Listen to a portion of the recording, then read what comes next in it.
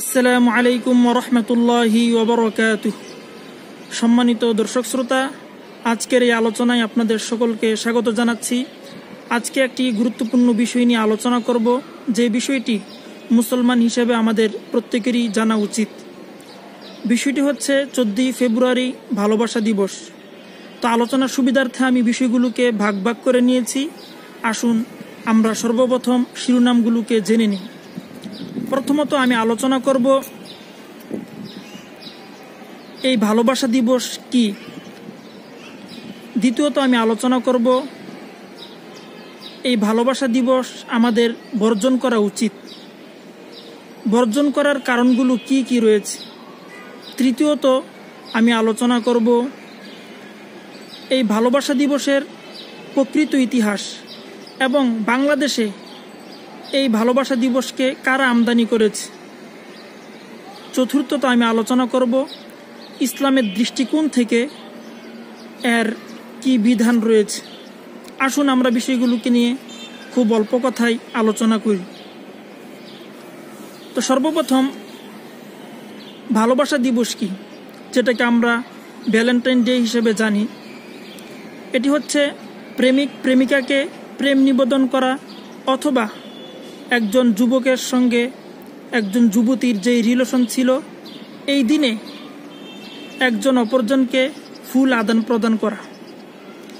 তো দ্বিতীয়ত এই ভালোবাসা দিবসকে আমরা কেন বর্জন করব, এর কারণগুলো কি কি। তো এই ক্ষেত্রে আমাদের সর্বপ্রথম জানতে হবে যে ভালোবাসা দিবসটা মূলত বিজাতি ও বিধর্মীদের একটি উৎসব ছিল। যেহেতু এর সঙ্গে বিধর্মীদের একটি ইতিহাস জড়িয়ে আছে, এখন আমরা যদি এই ভালোবাসা দিবসকে পালন করি, তাহলে আমাদের তাদের সঙ্গে সাদৃশ্যতা অবলম্বন করা হয়ে গেল। আর আবু দাউদের 3514 নম্বর হাদিসের মধ্যে বর্ণিত হয়েছে, মান তাশাব্বাহা বিকওমিন ফাহুয়া মিনহুম। যে ব্যক্তি যেই জাতির সাদৃশ্যতা অবলম্বন করবে, সে তাদেরই দলভুক্ত হবে। এর অর্থ কি? এর অর্থ হচ্ছে তাদের যেই পরিণতি হবে, আমাদেরকেও একই পরিণতি বরণ করতে হবে যদি আমরা তাদের দলভুক্ত হয়ে যাই। অতএব এই দৃষ্টিকোণ থেকে আমাদের ভালোবাসা দিবসকে বর্জন করা উচিত। আর 2 নম্বর বিষয় হচ্ছে, এই ভালোবাসা দিবসে যেই পরিমাণ অশ্লীলতা বেহায়াপনা হয়, একজন মুসলমান এগুলো পালন করবে তো দূরের কথা, বরং মুসলমান হিসেবে আমাদের কি দিক নির্দেশনা রয়েছে হাদিসের মধ্যে এসছে, মান রাআ মিনকুম মুনকারান ফালিয়ুগাইয়িরহু বিয়াদিহি ফাইন লাম ইস্তাতি' ফাবিলিসানিহি ফাইন লাম ইস্তাতি' ফাবিকলবিহি ওয়া যালিকা আযআফুল ঈমান। যে ব্যক্তি কোনো মন্দ কাজ দেখবে, খারাপ কাজ দেখবে, তখন তার উচিত হলো সে সেটাকে হাত দ্বারা বাধা দিবে। যদি হাত দ্বারা সে বাধা দিতে সক্ষম না হয়, তাহলে মুখ দ্বারাও যদি সে বাধা দিতে সক্ষম না হয়, তৃতীয়ত সে মনে মনে ঘৃণা করবে। আর এটাই ঈমানের সবচেয়ে দুর্বলতম স্তর। তো এখন আমি যে বিষয়টা আপনাদের সামনে পেশ করতে যাচ্ছি, সেটি হচ্ছে এই ভালোবাসা দিবস এর প্রকৃত ইতিহাসটা কি। তা আমি ছোট্ট করে এই বিষয়ে আলোচনা করব। এনসাইক্লোপিডিয়া অফ ব্রিটানিকা একটি বিশ্বকোষ রয়েছে, গ্রহণযোগ্য।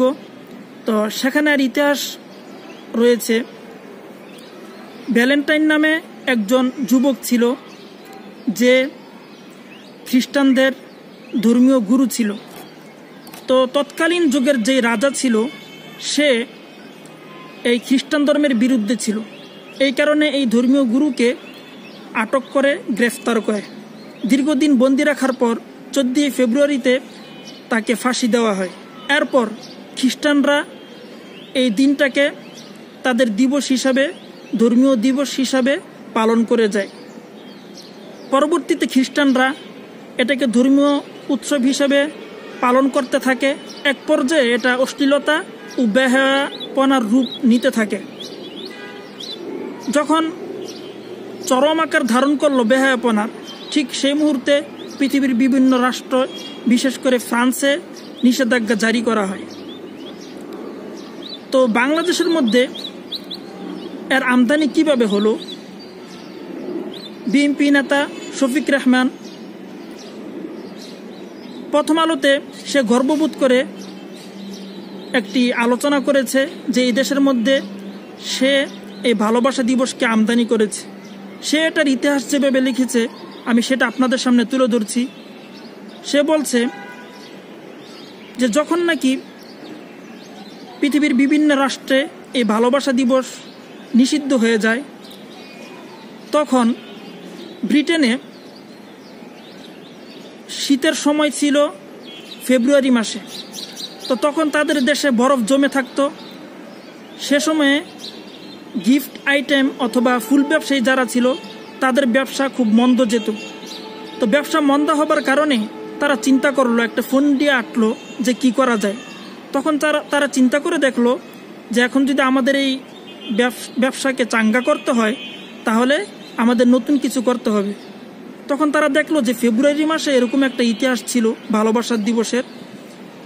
তো তারা করলো কি, যে ব্যাপকভাবে প্রচারণা চালালো টিভিতে, মিডিয়াতে। তো এই প্রচারণার মাধ্যমে কি হলো, তো মানুষ নতুন করে জানতে পারলো, এই দিবসটা আবার নতুন করে পালিত হতে লাগলো। ফলে তাদের ব্যবসা আবার ভালো হয়ে উঠলো, চাঙ্গা হয়ে উঠলো। এই ছিল বাংলাদেশে কিভাবে আমদানি হলো এই ভালোবাসা দিবস। শফিক রহমান সেটা প্রথম আলো পত্রিকার মধ্যে এভাবে ইতিহাস তুলে ধরে সে এটাকে বাংলাদেশের মধ্যে আমদানি করেছে। আল্লাহ রাব্বুল আলামিন তাকে হেদায়েত দান করুক। আরেকটি ইতিহাস পাওয়া যায় ভালোবাসা উইকিপিডিয়া এই বিশ্বকোষের মধ্যে, যে একজন যুবক ছিল, তাকে একজন রাজা গ্রেফতার করেছে। যখন নাকি তাকে গ্রেফতার করা হয় সে মুহূর্তে তখন সেই যুবক সেই রাজার মেয়ের সঙ্গে প্রেমে জড়িয়ে পড়ে। তো যখন নাকি রাজার মান ইজ্জত নিয়ে ইজ্জতের মধ্যে আঘাত হানলো, তখন রাজা চিন্তা করলো তাকে কি করা যায় এবং তাকে ফাঁসি দিয়ে দেয় এক পর্যায়ে। তো পরবর্তীতে যারা নাকি এই ধরনের অবৈধ প্রেমে জড়িয়ে পড়ে তারাই মূলত এই দিবসটাকে তাদের শরণার্থে পালন করে যায়। এই ছিল ছোট্ট করে এই ভালোবাসা দিবসের ইতিহাস। তো এখন আমি যে বিষয়টি বলবো সেটি হলো যে এটা থেকে আমরা কি মেসেজ পাই কোরআন ও হাদিস থেকে। দেখুন, কোরআন ও হাদিসের মধ্যে একজন মেয়ে যেন কোনো পুরুষের সঙ্গে লা ইয়াখলুয়ান্না রাজুলুন বিইমরাতিন, নির্জনে মিলিত না হয়, অবৈধ সম্পর্ক না করে, সে ব্যাপারে কোরআনুল কারীমের মধ্যে অনেক জোরদার আবেদন রাখা হয়েছে। যেরকম এক আয়াতের মধ্যে আল্লাহ রাব্বুল আলামিন বলেছেন, আল্লাযীনা হুম লিফুরুজিহিম হাফিজুন, যারা তাদের লজ্জাস্থানকে হেফাজত করে, ইল্লা আলা আজওয়াজিহিম আও মা মালাকাত আইমানুহুম ফাইন্নাহুম গায়রু মালুমিন, তাদের যৌবিক চাহিদাকে যেখানে প্রয়োগ করা উচিত সেখানেই প্রয়োগ করে, অন্য কোনো ক্ষেত্রে তারা প্রয়োগ করে না। যারা নাকি আর ব্যতিক্রম করে এটার জন্য কোরআনুল কারীমের মধ্যে অনেক ওয়াঈদ ও ধমকি রয়েছে। এজন্য আমাদের উচিত এই সমস্ত অবৈধ কার্যকলাপ থেকে, অশ্লীল বেহায়াপনা থেকে বিরত থাকা এবং হাদিসের ভাষ্যমতে যারা নাকি এ সমস্ত বেহায়াপনা অশ্লীল কার্যকলাপ করে তাদেরকে আমরা বিরত রাখবার চেষ্টা করব। এবং এই দিন আমরা খেয়াল রাখব যেন আমাদের সন্তানরা কোনো এই ধরনের অশ্লীলতার মধ্যে যেন জড়িয়ে না পড়ে।